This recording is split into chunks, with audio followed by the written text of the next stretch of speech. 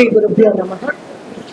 April 18ರಂದು Poorvika ಹಾಗೂ ಗಾರ್ಗಿ ದೇವಿ ಇವರ ರಂಗ ಪ್ರವೇಶ ನಡೀಲಿಕ್ಕಿದೆ. ಅದರ ಪೂರ್ವಭಾವಿಯಾಗಿ ನಡೆಯುತ್ತಿರುವಂತಹ ಈ ಪತ್ರಿಕಾಗೋಷ್ಠಿಗೆ ಆಗಮಿಸಿರುವಂತಹ ಎಲ್ಲ ಪತ್ರಿಕಾ ವರದಿಗಾರರಿಗೆ ನಾನು ಪ್ರಥಮವಾಗಿ ವಂದನೆಗಳನ್ನು ಸಲ್ಲಿಸ್ತೇನೆ.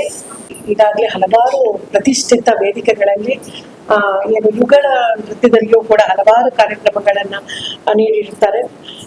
ಇವರ ಕಾರ್ಯಕ್ರಮದ ನಿರೀಕ್ಷೆಯಲ್ಲಿ ಹೆಚ್ಚಿನ ಕಲಾವಿದರಿದ್ದಾರೆ. ಆ ದಿವಸ ಹೆಚ್ಚಿನ ಸಂಖ್ಯೆಯಲ್ಲಿ ನೃತ್ಯ ಗುರುಗಳಾಗಿರ್ಬೋದು, ನೃತ್ಯಾಸಕ್ತರು ಬರುವ ಒಂದು ನಿರೀಕ್ಷೆ ನಮಗಿದೆ. ನನ್ನ ಬಗ್ಗೆ ಈಗಾಗಲೇ ಇವರು ಹೇಳಿದ್ದಾರೆ ಎಲ್ಲರೂ ಕೂಡ. ಒಂದು ಸುಮಾರು ನಾನು ಮಣಿಪಾಲದಲ್ಲಿ ಇದ್ರೂ ಕೂಡ ನನ್ನ ಹುಟ್ಟೂರು ಇದಾದದಕ್ಕೋಸ್ಕರ ಮಣಿಪಾಲ, ಉಡುಪಿ ಅಂತಹ ಸ್ಥಳಗಳಲ್ಲಿ ಭರತನಾಟ್ಯ ಆಲ್ರೆಡಿ ಅದು ಗೊತ್ತಿರುವಂತ ವಿಷಯ. ಅಲ್ಲಿ ಬೇಕಾದಷ್ಟು ಗುರುಗಳಿದ್ದಾರೆ. ಆದ್ರೆ ಈ ಕ್ಷೇತ್ರದಲ್ಲಿ ಇಲ್ಲ ಅನ್ನೋದಕ್ಕೋಸ್ಕರ ನಾನು ಮಣಿಪಾಲದಿಂದ ಬಂದು ಇಲ್ಲಿ ಕ್ಲಾಸ್ ಮಾಡ್ತಾ ಇದ್ದೆ. ಒಂದು ಸುಮಾರು 20 ವರ್ಷಗಳಿಂದ ಈ ಸಂಸ್ಥೆಯನ್ನ ಕಟ್ಟಿ ಬೆಳೆಸ್ಕೊಂಡು ಬರ್ತಾ ಇದ್ದೇವೆ. ಸಂತೋಷದ ವಿಷಯ ಅಂತ ಹೇಳಿದ್ರೆ, ನಮ್ಮ ವಿದ್ಯಾರ್ಥಿಗಳು, ನಾನು ಕುಂದೇಶ್ವರನ ಸನ್ನಿಧಿಯಲ್ಲಿ ತರಗತಿಗಳನ್ನ ನಡೆಸುತ್ತಿರೋದ್ರಿಂದ ಕುಂದೇಶ್ವರನ ಅನುಗ್ರಹದಿಂದ ನಮ್ಮ ವಿದ್ಯಾರ್ಥಿಗಳು ಉನ್ನತವಾದ ಮಟ್ಟವನ್ನ ಏರ್ತಾ ಇದ್ದಾರೆ. ರಾಜ್ಯ ಮಟ್ಟ ಆಗಿರ್ಬೋದು, ರಾಷ್ಟ್ರ ಮಟ್ಟ ಆಗಿರ್ಬೋದು, ದೂರದರ್ಶನದ ಗ್ರೇಡೆಡ್ ಕಲಾವಿದರಾಗಿದ್ದಾರೆ. ಹಾಗೆ CCRT ಸೆಂಟ್ರಲ್ ಸ್ಕಾಲರ್ಶಿಪ್ಗಳು ಬರ್ತಾ ಇವೆ ಅವರಿಗೆ. ಇವತ್ತು ನಮ್ಮ ಒಂದು ವಿದ್ಯಾರ್ಥಿನಿ ಸಂಸತ್ನಲ್ಲಿ ಕಲಾ ಪ್ರತಿಭೋತ್ಸವದಲ್ಲಿ ಬಹುಮಾನವನ್ನು ಗಳಿಸುವುದರ ಮೂಲಕ, ರಾಷ್ಟ್ರ ಮಟ್ಟದ ಕಲಾ ಪ್ರತಿಭೋತ್ಸವದಲ್ಲಿ ಬಹುಮಾನ ಗಳಿಸುವುದರ ಮೂಲಕ ಡೆಲ್ಲಿಯಲ್ಲಿ ನಡೀತಿರುವಂತಹ ಸಂಸತ್ನಲ್ಲಿ ಅವಳ ಒಂದು ಭಾಷಣವನ್ನು ಅವಳು ಪ್ರೆಸೆಂಟ್ ಮಾಡ್ಲಿಕ್ಕಿದ್ದಾಳೆ. ಇದು ಕೂಡ ಭರತನಾಟ್ಯ ಮುಖೇನವೇ ಅವಳಿಗೆ ದೊರಕಿರುವಂತಹ ಒಂದು ಅವಕಾಶ. ಅದೇ ರೀತಿ 1-2 ವರ್ಷಗಳ ಹಿಂದೆ ನನ್ನ ಮಗಳು ಗಾರ್ಗಿ ದೇವಿ ರಾಷ್ಟ್ರ ಮಟ್ಟದಲ್ಲಿ ಬಹುಮಾನವನ್ನ ಗಳಿಸಿ ಅವಳು ಕೂಡ ಹಾಗೆ ನರೇಂದ್ರ ಮೋದಿ ಅವರ ಮುಂದೆ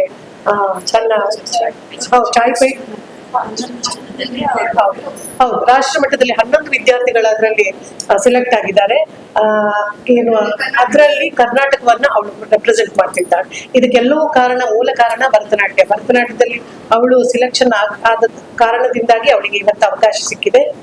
ಅದು ಒಂದು ಖುಷಿಯ ವಿಷಯ. ಅದೇ ರೀತಿ 2 ವರ್ಷಗಳ ಹಿಂದೆ ನನ್ನ ಮಗಳು ಕೂಡ ಪರೀಕ್ಷಾ ಪೇ ಚರ್ಚೆಯಲ್ಲಿ ಭಾಗವಹಿಸಿದ್ದು. ಅದೇ ರೀತಿ ಗಣರಾಜ್ಯೋತ್ಸವದ ಪೆರೇಡ್ ನಲ್ಲಿಯೂ ಕೂಡ ಅದೇ ರೀತಿ ನಮ್ಮ ಹೆಮ್ಮೆಯ ಪ್ರಧಾನ ಮಂತ್ರಿಗಳ ಎದುರಲ್ಲಿ ತನ್ನ ಪ್ರದರ್ಶನವನ್ನು ನೀಡಿ ಅವರ ಆಶೀರ್ವಾದಗಳನ್ನ ಪಡೆದಿದ್ದಾಳೆ ಅನ್ನಲಿಕ್ಕೆ ಖುಷಿ ಆಗ್ತದೆ. ನಮ್ಮ ಹಳ್ಳಿಯ ಪ್ರದೇಶ ಇದು ಕುಂದಾಪುರ ಅನ್ನೋದು ಶಾಸ್ತ್ರೀಯ ಕಲೆಗೆ ಸ್ವಲ್ಪ ದೂರವಾದಂತ ಪ್ರದೇಶವಾಗಿತ್ತು. ಯಕ್ಷಗಾನ ಇಲ್ಲಿ ತುಂಬಾ ಮುಂಚೂಣಿಯಲ್ಲಿತ್ತು. ಆದ್ರೆ ಭರತನಾಟ್ಯ ಅನ್ನೋದ ಹಿಂದಿದ್ದಂತಹ ಕಾಲದಲ್ಲಿ ನಾನಿಲ್ಲಿ ಕ್ಲಾಸ್ಗಳನ್ನ ಮಾಡ್ಲಿಕ್ಕೆ ಪ್ರಾರಂಭಿಸಿದೆ. ಈಗ ನಮ್ಮ ವಿದ್ಯಾರ್ಥಿಗಳು ಚೆನ್ನೈ ಲೆವೆಲ್ ನಲ್ಲಿ ಕಾರ್ಯಕ್ರಮವನ್ನ ನೀಡ್ತಿದ್ದಾರೆ. ಚೆನ್ನೈನ ಸಭಾಗಳಲ್ಲಿ ಕಾರ್ಯಕ್ರಮ ನೀಡಬೇಕಾದ್ರೆ ಒಂದು ಆ ಮಟ್ಟದ ಗುಣಮಟ್ಟವನ್ನ ಕಾಯ್ದುಕೊಳ್ಬೇಕಾಗ್ತದೆ.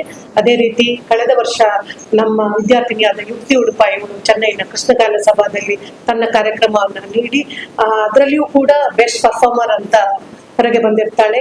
ಅದೇ ರೀತಿ ಈ ವರ್ಷ ನನ್ನ ಮಗಳು ಗಾರ್ಗಿ ದೇವಿ ಕೂಡ ಚೆನ್ನೈನ ಕೃಷ್ಣಗಾನ ಸಭಾದಲ್ಲಿ ತನ್ನ ಕಾರ್ಯಕ್ರಮವನ್ನ ನೀಡ್ತಾ ಇದ್ದಾಳೆ. ಅದೇ ರೀತಿ ಹಲವಾರು ವಿದ್ಯಾರ್ಥಿಗಳು ರಾಷ್ಟ್ರೀಯ ಮಟ್ಟ ಬಹುಮಾನಗಳನ್ನ ಪಡೆದುಕೊಂಡು ನಮ್ಮ ಊರಿಗೂ ಕೂಡ ಅವರು ಒಂದು ಹೆಮ್ಮೆಯನ್ನ ತಂದಿರ್ತಾರೆ ಅಂತ ಹೇಳಲಿಕ್ಕೆ ಖುಷಿ ಪಡ್ತೇನೆ.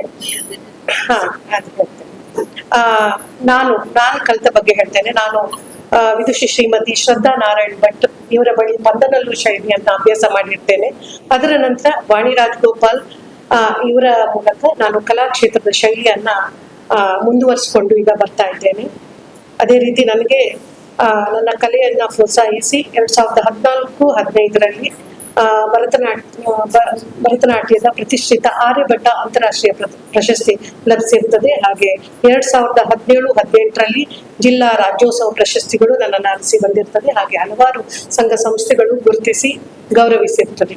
ಅದೇ ರೀತಿ ನೃತ್ಯ ವಸಂತ ನಾಟ್ಯಾಲಯವು ಹಲವಾರು ಪ್ರತಿಷ್ಠಿತ ವೇದಿಕೆಗಳಲ್ಲಿ ಪ್ರದರ್ಶನವನ್ನು ನೀಡಿರುತ್ತದೆ.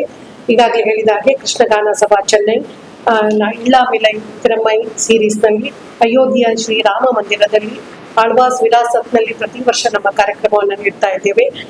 ಅದೇ ರೀತಿ ನಾಟ್ಯಾಂಜಲಿ ಪೆರೂರ್ ಅನ್ನುವಂತಹ ಒಂದು ಅಂತಾರಾಷ್ಟ್ರೀಯ ವೇದಿಕೆಯಲ್ಲಿಯೂ ಕೂಡ ಕಾರ್ಯಕ್ರಮವನ್ನು ನೀಡಿರ್ತೇವೆ. ಆರ್ಟ್ ಆಫ್ ಲಿವಿಂಗ್ ಬೆಂಗಳೂರು ಇಲ್ಲಿ ಕಾರ್ಯಕ್ರಮ ನೀಡಿರ್ತೇವೆ.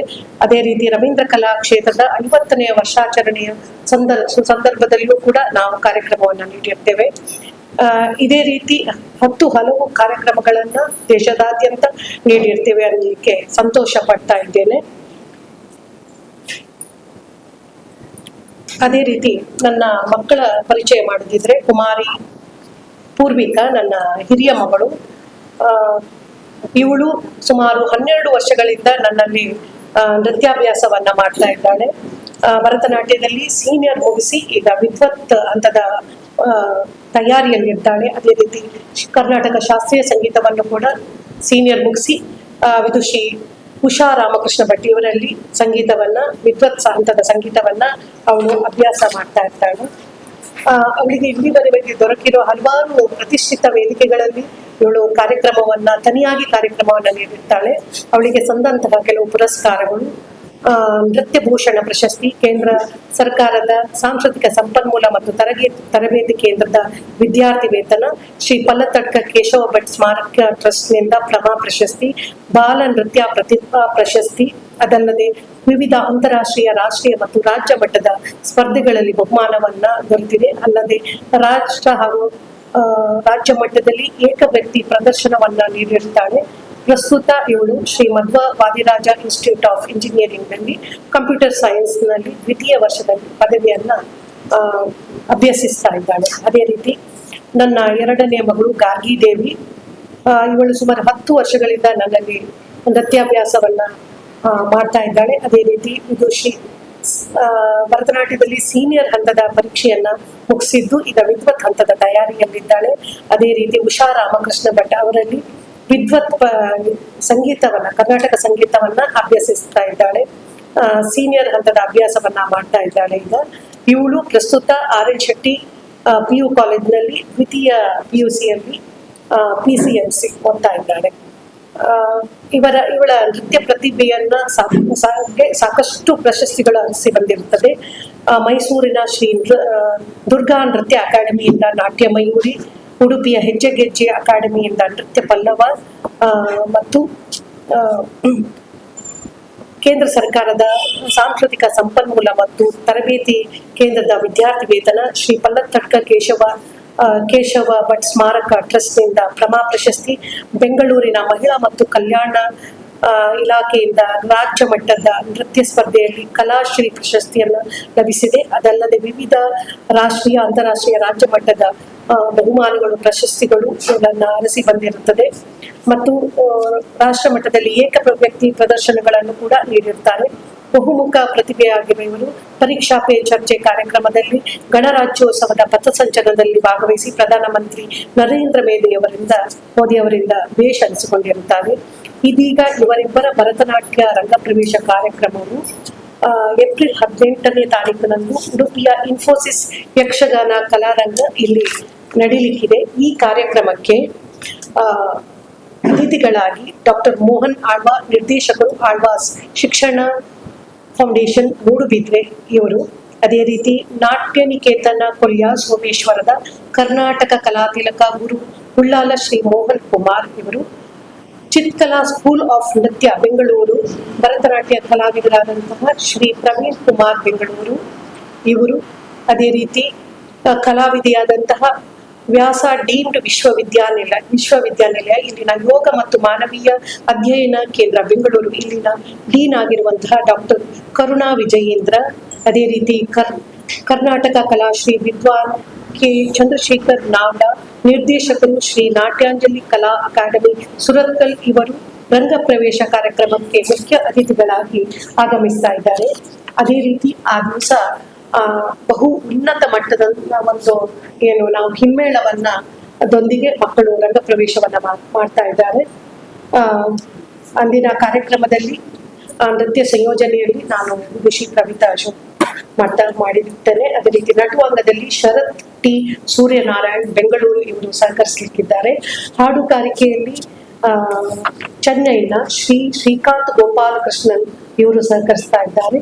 ಮೃದಂಗಂನಲ್ಲಿ ವಿದ್ವಾನ್ ಹರ್ಷ ಸಾಮಗ ಬೆಂಗಳೂರು ಇವರು ಬರ್ತಾ ಇದ್ದಾರೆ. ಅದೇ ರೀತಿ ಕೊಳಲಿನಲ್ಲಿ ವಿದ್ವಾನ್ ಶ್ರೀ ನಿತೀಶ್ ಅಮ್ಮಣ್ಣಾಯ ಬೆಂಗಳೂರು. ಮತ್ತು ವೀಣೆಯಲ್ಲಿ ವಿದ್ವಾನ್ ಶ್ರೀ ಪ್ರಶಾಂತ್ ರುದ್ರಪಟ್ನ ಇವರು ಸಹಕರಿಸ್ತಾ ಇದ್ದಾರೆ ಅಂತ ಹೇಳಲಿಕ್ಕೆ ನಾನು ಸಂತೋಷ ಪಡ್ತಾ ಇದ್ದೇನೆ. ಈ ಕಾರ್ಯಕ್ರಮಕ್ಕೆ ತಾವೆಲ್ಲರೂ ಹೆಚ್ಚಿನ ಸಂಖ್ಯೆಯಲ್ಲಿ ಆಗಮಿಸಿ ಈ ಕಾರ್ಯಕ್ರಮವನ್ನ ಚಂದಗಾಣಿಸಿಕೊಡಬೇಕು ಅಂತ ನಾನು ತಮ್ಮೆಲ್ಲರಲ್ಲಿ ಕೇಳಿಕೊಡ್ತಾ ಇದ್ದೇನೆ. ಹಾಗೂ ಈ ಒಂದು ಪತ್ರಿಕಾಗೋಷ್ಠಿಗೆ ಆಗಮಿಸಿರುವಂತಹ ಎಲ್ಲ ಪತ್ರಿಕಾ ವರದಿಗಾರರಿಗೆ, ಮಾಧ್ಯಮ ಮಿತ್ರರಿಗೆ ಎಲ್ಲರಿಗೂ ಕೂಡ ನಮ್ಮ ನೃತ್ಯ ವಸಂತ ನಾಟ್ಯಾಲಯದ ಪರವಾಗಿ ನಾನು ಅನಂತ ಧನ್ಯವಾದಗಳನ್ನು ಸಲ್ಲಿಸ್ತೇನೆ. ಸಂಸ್ಥೆ ವಿಚಾರವಾಗಿ ನಾನು ವಾಸ್ತವಿಕವಾಗಿ ವಿಚಾರ ಇಡ್ಲಿಕ್ಕೆ ಇಷ್ಟಪಡ್ತೇನೆ. ನಮ್ದು ನೃತ್ಯ ವಸಂತ ನಾಟ್ಯಾಲಯ ಕುಂದಾಪುರ ರಿಜಿಸ್ಟರ್ಡ್. ಇದು 20 ವರ್ಷದಿಂದ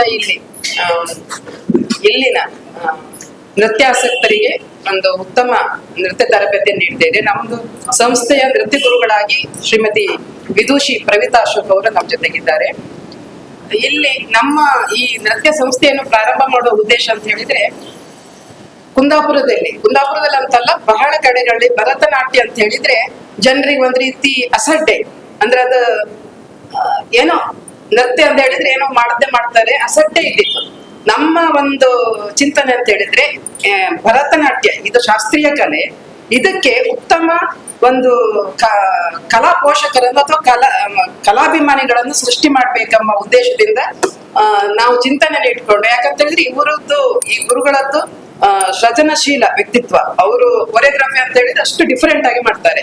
ಹಾಗಾಗಿ ನಾವು ಅದನ್ನ ಮಾಡ್ಬೇಕೆಂಬ ಉದ್ದೇಶದಿಂದ ಈ ಸಂಸ್ಥೆಯಲ್ಲಿ ಈ ಒಂದು ಪ್ರಾರಂಭ ಮಾಡಿದ್ರಿಂದಾಗಿ ಇವತ್ತು ನಾವು ಹೆಮ್ಮೆಯಿಂದ ಹೇಳ್ಕೊಳ್ತೇವೆ, ಭರತನಾಟ್ಯಕ್ಕೆ 1000ರಿಂದ 1,000 ಜನ ಕಾರ್ಯಕ್ರಮವನ್ನು ಕುಳಿತು ಕೊನೆ ತನಕ ನೋಡುವಂತ ಒಂದು ಕಲಾಭಿಮಾನಿಗಳನ್ನು ನಾವೇ, ಅಂದ್ರೆ ನಾವು ಆ ರೀತಿ ಮಾಡೋದ್ರಿಂದಾಗೆ ಸೃಷ್ಟಿ ಆಗಿದೆ ಇವತ್ತಂತ ಹೇಳಲಿಕ್ಕೆ ನಮ್ಗೆ ತುಂಬಾ ಖುಷಿಯಾಗಿದೆ.